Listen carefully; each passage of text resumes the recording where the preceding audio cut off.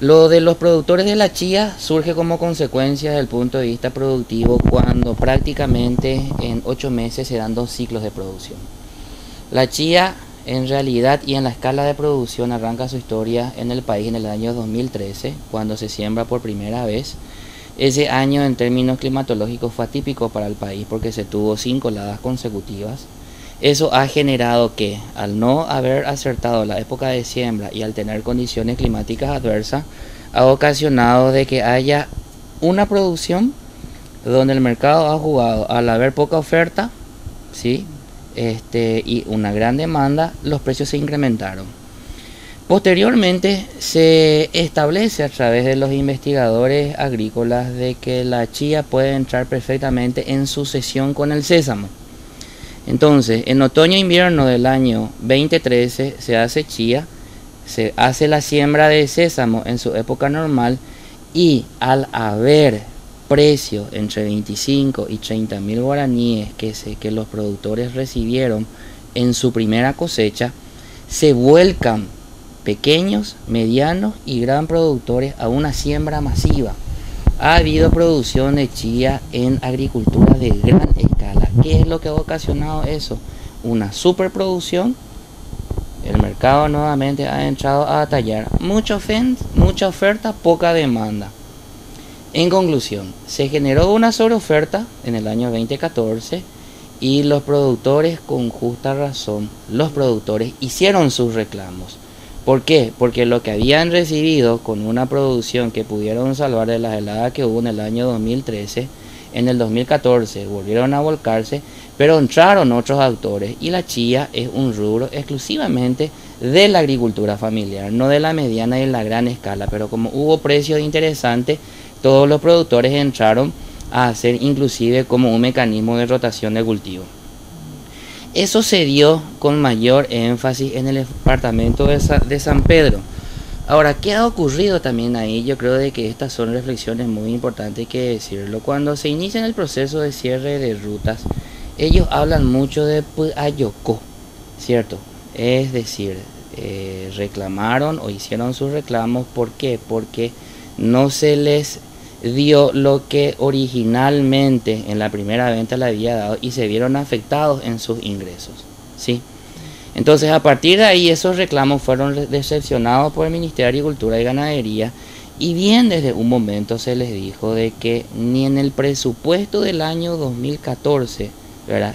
Y menos en este ejercicio fiscal 2015, el Ministerio dispondría de una partida presupuestaria para salir a compensar esos precios, pero que sí era posible darles una asistencia con programas y proyectos que son los instrumentos que dispone el Ministerio dentro de lo que es un marco de políticas.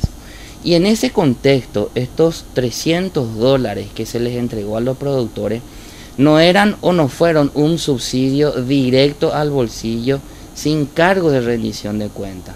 El Ministerio de Agricultura y Ganadería es un ministerio de la producción y lo que puede dar es respuestas productivas a problemas productivos. Entonces lo que se definió es asistirle a los productores dentro de un proyecto productivo para que ellos puedan iniciar nuevos procesos de producción que les permita volver a generar ingresos y que de esa forma puedan compensar la pérdida que han tenido con la producción de la chía. Pero no se les dio a todos.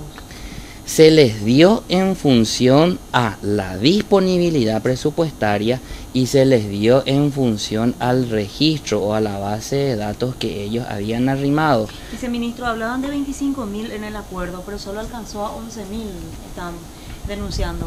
Bueno, el año pasado empezó este proceso, ¿cierto? Esa cifra de 20.000 o de 25.000 en realidad es una cifra que ellos ubicaron, ¿verdad? Como digamos mecanismo de negociación, pero siempre se les dijo de que estos apoyos se harían en virtud de la disponibilidad presupuestaria sobre la cual el ministerio tiene condiciones de poder apoyarlo. Pero no llegó a 3 departamentos, San Pedro, Canindeyú y Caguazú. El listado que ellos habían presentado integraban a productores de estos tres departamentos y se llegó en virtud a la disponibilidad presupuestaria parcialmente. En su mayoría, prácticamente el 80% son del departamento del San Pedro, que es donde más fuerte fue el reclamo. Y el 20% restante se distribuyó a estos otros dos departamentos como para poder de alguna u otra manera darles ese apoyo a renovar sus procesos de producción. ¿Por qué no alcanzó el dinero, viceministro? ¿No se previó o estaba dentro de los parámetros que faltara? Estaba, es decir, se llegó a alcanzar esa cifra que acabas de mencionar en virtud de la disponibilidad que se tenía, tomando como parámetro un proyecto que ejecuta el Ministerio con una cooperación internacional que se llama Proyecto Paraguay Inclusivo.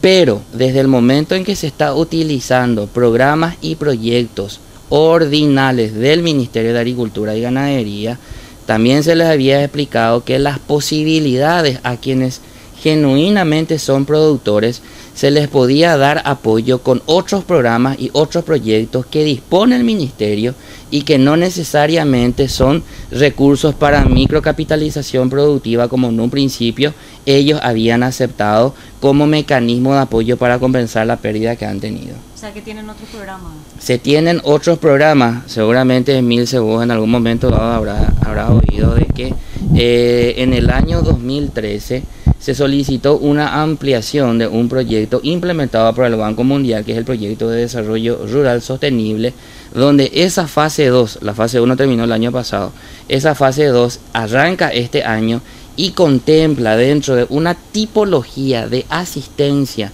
a familias o a unidades productivas que se encuentran en proceso de capitalización, inversiones de hasta $2.000 por unidad productiva, que es mucho más de estos $300 que se les dio dentro de otro proyecto, que es el Proyecto Paraguay Inclusivo. Proyecto no encajan. Son perfectamente elegibles en la medida en que disponen de unidades productivas y la sobrevivencia de la misma proviene de la producción agropecuaria. Y es perfectamente accesible por parte de ellos. ¿Por qué hay esa desconexión? Porque ellos dicen que están cansados de las mentiras, de que ellos estaban esperando que este acuerdo se cumpla. En realidad yo no sé si hay mentiras, ¿verdad? Pero nosotros, o por lo menos cuando me cupo a mí ir a Santa Rosa y explicarles una vez y darles esta respuesta desde el Ministerio, estrictamente a través de proyectos de producción, se le había dicho de que el Ministerio no disponía de recursos para dar una transferencia directa, digamos, a sus ingresos y de libre disponibilidad. Que todo lo que disponíamos como Ministerio de Agricultura y Ganadería y que pudiéramos apoyarle era a través de programas y proyectos, pero con componentes productivos. O sea, ¿verdad? Para estos 12.000 que faltan no va a haber recursos, al menos dentro de este convenio que ellos vienen reclamando. Existen recursos para poder continuar apoyando sus sistemas de producción a través de otros programas y de otros proyectos que el Ministerio tiene en este ejercicio fiscal. ¿Puede citar? El proyecto de desarrollo rural sostenible financiado con el Banco Mundial es uno. El proyecto de fomento pecuario que se ejecuta desde el Viceministerio de Ganadería es otro. El proyecto de fomento a la producción de alimentos que se ejecuta desde este Viceministerio en la Agricultura es otro. El programa de modernización de la gestión pública de apoyos agropecuarios financiado con el BID es otro. En el caso de los cañicultores, ellos decían que este recurso en parte ayuda a paliar la deuda que ellos estaban teniendo, pues ellos pedían la condonación. Claro, en realidad fueron 3 los reclamos que ellos hicieron, ¿verdad? Uno, el tema de un subsidio directo al ingreso, ¿verdad? El Ministerio de Agricultura y Ganadería puede apoyar procesos de producción, no es como la Secretaría de Acción Social, donde sí tiene otros instrumentos de cobertura social, como Tecoporá o Tenonderá, ¿sí? El tema de Inforcom, ellos han pedido de que sea eliminado por ley, eso fue tratado el año pasado en el Congreso y va a haber una modificación, no una anulación de lo que sería esa ley de Inforcom para este año. Y el tema de la condonación de sus deudas, cosa que también nosotros no estamos en condiciones. Sí es imperativo en ese sentido reconocer de que todos estos problemas que se han situado, que han acontecido dentro de lo que es este esquema de financiamiento, tal vez por bancos y financieras privados, se ha dado porque las instituciones públicas no han, desde años hacia atrás, podido ocupar esa demanda que hoy existe, cosa que desde el año pasado, a partir de noviembre, con el fortalecimiento del crédito agrícola de habilitación y como instrumento público de desarrollo, se dispone de recursos que justamente permitan, dentro de un programa que se llama Equipamiento para la Agricultura Familiar, empezar a dar ese apoyo desde la banca pública a los pequeños y medianos productores organizados. ¿No se va a poder ayudar con este tema de la condonación de deuda? Esa es una potestad que no le compete al Ministerio de Agricultura y Ganadería, es dentro de una nomenclatura estrictamente del ámbito financiero. Y si te recordarás, la última gran condonación que ocurrió en el país en el año 99 y 2000 y que muy fuertemente le ha castigado al crédito agrícola de habilitación y que inclusive eso ha hecho de que no se haya podido recuperar en su totalidad hasta este momento, se ha otorgado justamente la posibilidad de poder fondear a esa institución para que vuelva a recuperar su rol de desarrollo en el ámbito de lo que es la asignación de créditos. Ministro, esos $300 que reclaman ya van a ser imposibles de ser compensados. Esos $300, de acuerdo a la disponibilidad que se dispone, no se tiene en este momento. No hay que dejar de mencionar también de que al ser fondos que vienen de un organismo cooperante internacional, ellos tienen que rendir cuentas de la manera de cómo fueron utilizados esos recursos dentro de sus proyectos productivos. Al otro grupo que ya le dieron. A los grupos que se les entregó, para que el organismo internacional pueda volver a reponer, ¿verdad?, posterior a lo que es esa rendición de cuentas. Gracias. Para que renueve. Así mismo. ¿Qué programa es que le dieron los $300? Proyecto Paraguay Inclusivo. Es el que tiene 3 componentes: el proyecto de microcapitalización, que son unos estímulos que se le entregan a los productores para, es un aporte no reembolsable, ¿cierto?, para que ellos puedan hacer proyectos productivos y les permita generar ingresos. El segundo componente es un plan de fortalecimiento asociativo a las organizaciones. Y el tercero, cuando está mayormente consolidada esa organización, pueden entrar dentro de lo que se denomina un plan de negocios articulado, que son todas las ofertas que el ministerio tiene, voy a insistir, para darle a aquellos que efectivamente son productores, son productoras y sus ingresos se generan de la producción agropecuaria. Eso está controlado. Está controlado, ahora está siendo monitoreado. Pero así, hablando en términos más prácticos, esa disponibilidad de la que ellos hablan no es como piden ahora. No, se tiene que rendir cuenta de lo actuado, de lo entregado. Ellos tienen que rendir cuenta de ello. Hablaste de un porcentaje. Eso es la cantidad de productores por departamento. Aproximadamente un 80% son estrictamente de San Pedro, donde está la mayoría. Y el 20% restante están en Canindeyú y en Caaguazú. Correcto.